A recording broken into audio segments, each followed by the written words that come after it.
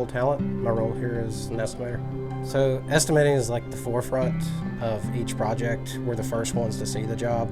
When we put together the estimate, it's vital for job success in that we provide a cost savings to the client and ensures a safe work environment. So I've worked in the construction industry for a decade, and I've had experience such as, I've been an operator, I've been a pipe fitter, I've been a carpenter, and it's helped me understand how most things are built. And I think with being able to understand how something's built, I can understand how it has to come apart.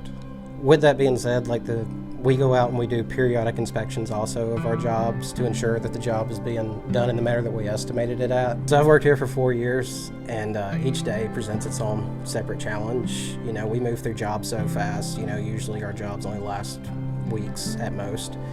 And with that, comes growth because we learn so much every day. Me and my wife are expecting a baby in November. We're both pretty excited about it.